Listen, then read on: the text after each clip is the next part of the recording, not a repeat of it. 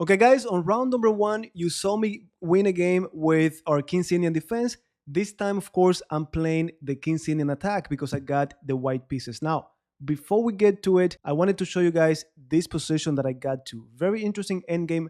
My opponent just played e4 check, the pawn is pinned, and this is the part that I'm proud the most in this game. You have to pick the accurate continuation. So I'm trusting that you're going to pause the video and let me know in the comments for me to know how we are in terms of endgame and visualization, guys. So this is the endgame that we got to, but before we get to it, let me show you the entire game. Now, someone said, guys, in the latest video that I should do a video about transpositions and the trickiness of it and so on. Well, this is the perfect game for it because you're going to see that even though we start I started like a ready, of course my opponent plays the Sicilian defense.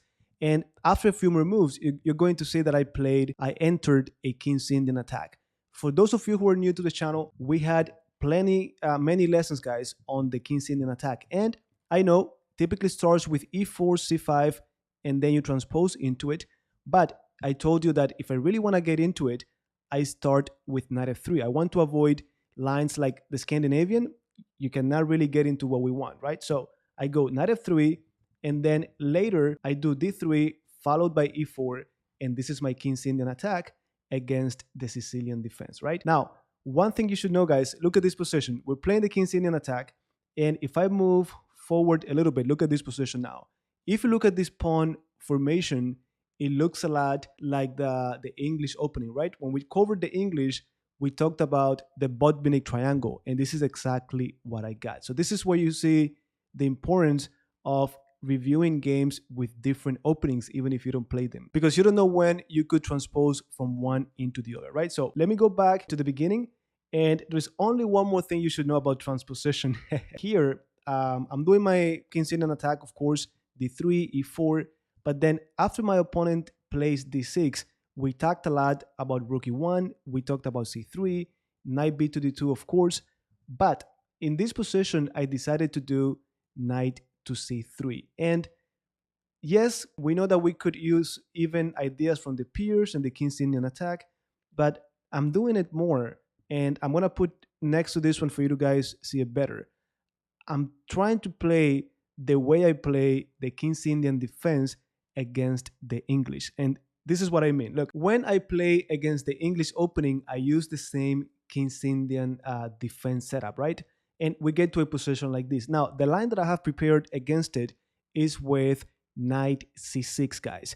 I'm telling you this because the next move that I did here is just me using plans that I use as the black pieces, using them here as the white pieces. I know, confusing, but I'm telling you for you to understand how I'm using ideas from white as black, from black as white, because again, King's Indian attack, King's Indian defense, the peers, this is what we know, and that's why I always tell you, try to keep it in your elements. It's like bringing our opponents into our territory. So anyhow, knight c3, castle, rook e1, and now after bishop d7, I went knight to d5. Again, guys, this is something that I do as the black pieces, and I figured, okay, here I'm ahead by one move because I started first as white, so it should be even better, right? So I'm expecting my opponent to take, and if they do, now it is true that I get double pawns, but we know from lesson 42, 43 that double pawns also have benefits, and one of them is the semi-open file. Now this pawn comes here with a tempo on the knight. It is fixing this guy on e7. We also talked about backward pawns, and I might be able to put a lot of pressure on it. Of course, my opponent did not take. Instead, we have e6. Now I take on f6, followed by pawn to c3. Pawn to c3, very quiet move. The idea is to first obstruct that bishop. I don't want him to be on a good diagonal, but also I might be preparing d4 to take full control over the center, and that sort of explains my opponent's next move, queen b6. Very interesting move. It is controlling d4, putting pressure on b2, and then here I wanted to tell you guys, I'm playing this game. My opponent is playing pretty fast, and I know it's the opening, but he's playing pretty fast. And then I start to calculate. I start looking at candidate moves. I'm looking at bishop h6, first candidate move, tempo on the rook. I'm looking at bishop f4, tempo on the pawn on d6. And of course, I need to calculate, guys, mainly if the queen takes on b2. So I'm going to invite you to, just for the sake of practicing, to look into those moves. What do you think? Are they accurate? Should we be concerned about the pawn on b2? Well, let me tell you what I calculated. I calculated bishop f4, and I wanted to go to f4 thinking, okay, if they do e5, forget about this bishop having a good diagonal, then I could do bishop h6, right? So after bishop f4, if queen b2, well, not only am I hitting d6, but I could do rook b1.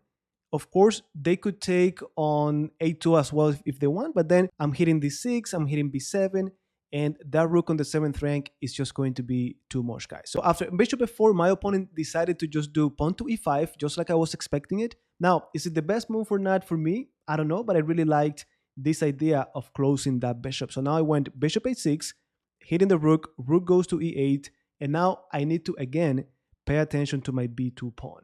And here, I thought for a while, my first instinct was to do queen c1, defending, helping my bishop over here, improving my queen. But I wasn't that happy because I want my queen off the first rank. I need to connect my rooks. Now, the other move was simply queen d2, but the third candidate move that came to mind was knight to d2, guys. Why? I want to get to c4. This knight from here doesn't really have good squares to go to, but we know, if you have been following our Sicilian Defense lessons, that many times we place a knight on c4, the pawn goes to a4 so that they can never kick us out. And it's really nice that the knight gets to c4 with a tempo. However, I need to visualize, what if after knight d2, what if they take on b2? So here I'm thinking that after knight d2, if they take on b2, I'm going to go knight c4. Look at this. I'm calculating knight c4. This queen doesn't have many squares to go to. If they go to b5, I take on d6 with a fork. If they take on c3, first I calculated, what is that I calculated? I think I calculated bishop d2, and I'm thinking, okay, knight on c4, bishop on d2, the queen has nowhere to go because my knight is controlling everything along with the bishop. But then I realized they could take on d3 because I'm blocking the queen. So I said, okay, what if knight d2, queen b2, knight c4, queen c3, rook c1? And now this queen really doesn't have anywhere to go. If it goes to e4, well, I mean d4, bishop e3. If instead it goes to b4, I think I calculated the same, bishop d2. So guys, I'm telling you all of this for you to visualize and practice at the expense of making this boring, but I think it's a great exercise to do. But also, I'm here calculating all of this. I spent easily 10 minutes on it, and my opponent, every time he moved quickly. Like when I did now knight d2, he quickly went knight a5. He didn't even look into this and the consequences. And I'm so proud of myself calculating. My opponent is just playing fast. Either he's way faster than me and he calculated all of these in 2 minutes, or he's simply trying to stay out of trouble. His intuition tells him this is not a good idea to go for it. But anyhow, after knight a5, I'm thinking, I don't want to go knight c4 now because this knight is very ugly at the edge. I want to leave it there by itself. And from this moment on, the whole game, guys, is about me trying to keep the better minor pieces on the board and leave my opponent with the worst minor piece. So ideally, I want to leave them with this really bad bishop, and please pay attention to that, okay? So instead, I went rook b1. I need to take care of b2 finally at some point, but also I'm getting ready to do b4. I need to be energetic, and if I could do it at the expense of the knight, even better. So now, as expected, I have bishop e6, hitting the pawn, and then pawn to b4. I'm hitting the knight. Of course, I need to consider, what if they take on a2? Well, I think I could just go rook a1, give me the bishop, or give me the knight. So instead, we have pawn takes. And now, guys, this is a question for you. If you were playing this as the white pieces, would you take with the pawn, or would you take with the rook? Well, I have to tell you, the beginner inside of me really wanted to take with the pawn, hoping that my opponent would fall for this trick, right? But the truth is, guys, that the best move is rook to b4. And the idea behind it is that now I'm putting pressure down the b file. And it comes with the tempo anyways on the queen. So rook takes b4 was played, queen c7, and now pawn to c4. And just like that, we get our Botvinnik formation, right? And now I did it mainly to close down this bishop, but also the queen. So my opponent has no semi-open file to put pressure on. I do have the b file to put pressure on, and you're going to see how important it is. Now, of course, I got the isolated pawn, but this is one of the benefits of the isolated pawn. I get the semi-open file. So c4 was played, then knight to c6, and my rook is going to go back, but it's going to go back to b2. Why? Well, I'm just defending the second rank, but more importantly, I'm getting ready to double up in case it is necessary. Don't forget, I really want to put pressure down the b file. So my opponent plays b6, saying forget about the b file for now, but you're going to see how we took advantage of it later in the game. So after b6, I simply bring my bishop back. I was always paying attention to a possible g5, trapping the bishop. I mean, it never worked, but I don't want to push it too far. So my bishop goes back to e3, then rook c8, and now bishop f3. Guys, if any of you knows why I did this move, let me know in the comments. We had a very good lesson recently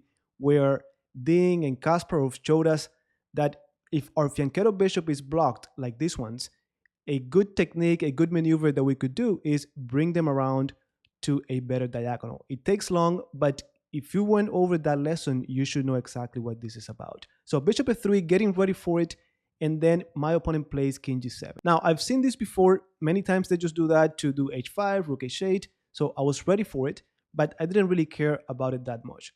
Now, one more thing I forgot to say is that bishop f3 is not only to do this, but also I'm looking forward, guys, to doing bishop g4, trading that bishop. Again, I really want to leave my opponent with this bad bishop. So if I could trade my bishop for this bishop and my other bishop for the knight, then I'm going to have a very powerful knight on d5 against a very bad bishop. And this is exactly what we covered on lesson 52, and we've kept reinforcing over and over and over, right? So anyhow, bishop f3, king g7, and now my knight is going to be rerouted. We've talked about this so many times. So knight b1, queen d7, knight c3, and now I see h5. Exactly what I was expecting.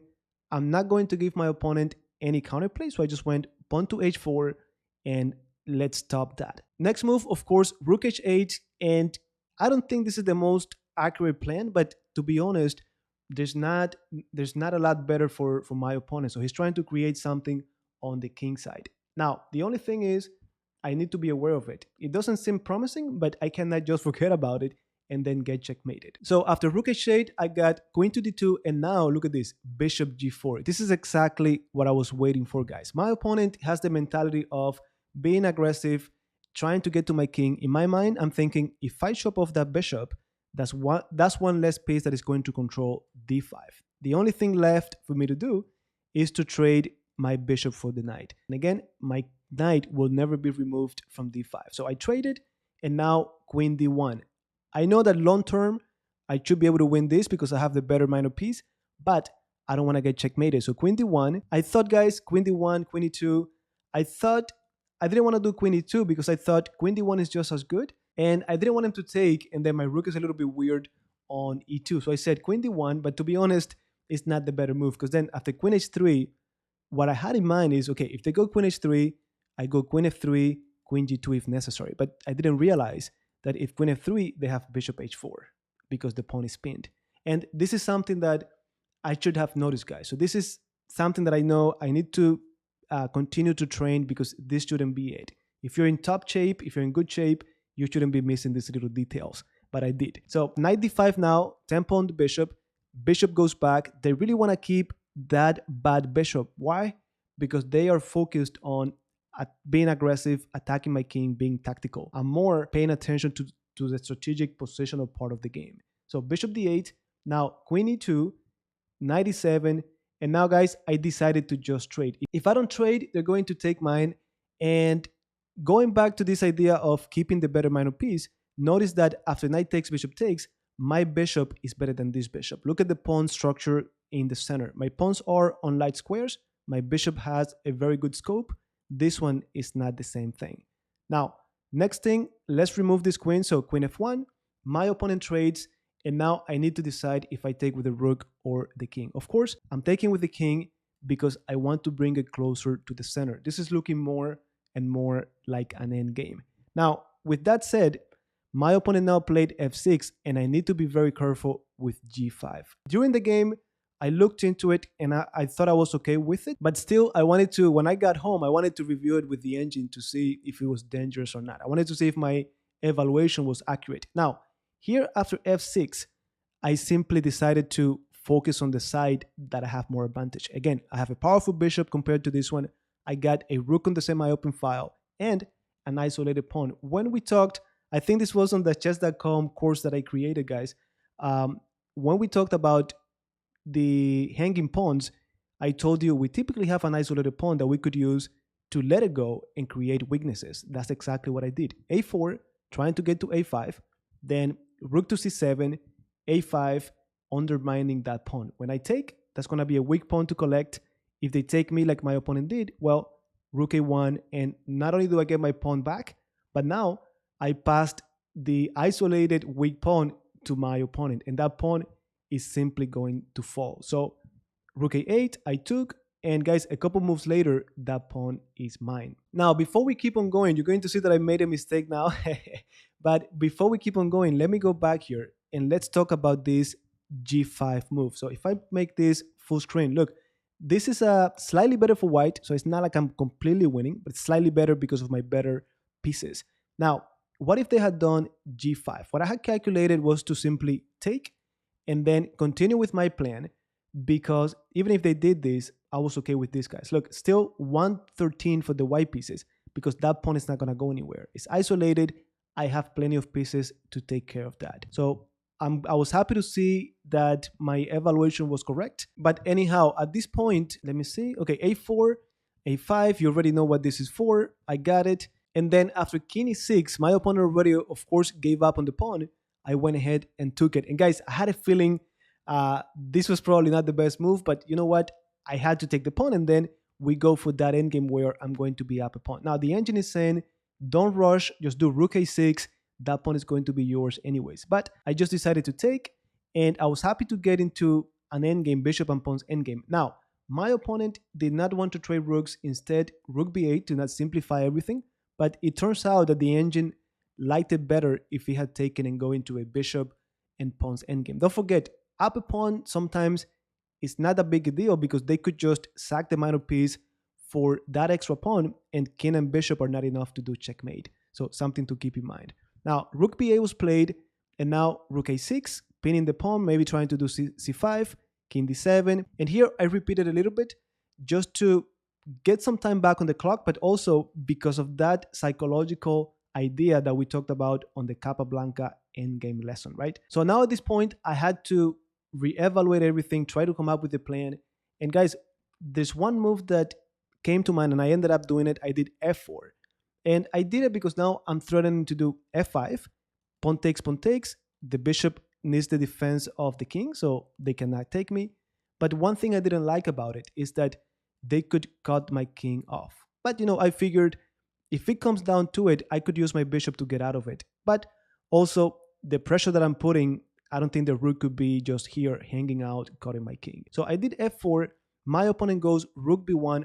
Horrible mistake. Guys, all of you should know at this point in the course that when it comes to endgames, your king needs to be active. Now, if my opponent's king is passive like this guy, I don't want to help him come into the game, right? So this was horrible. Rook b1, rook b2. My king goes from being really bad to being now in the best square possible. So this is a mistake I've made myself, and I hope that you guys don't make it in your game. So rook b3 now, hitting the pawn, and now of course pawn to f5. Pawn takes. They have to go back. They're being pinned right now, and this is a very crucial moment in the game. If I show you the evaluation, look at the evaluation bar, guys.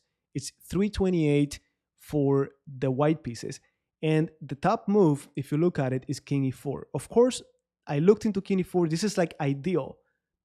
My king could travel through the light squares. They have a dark square bishop. All of the pawns are on dark squares.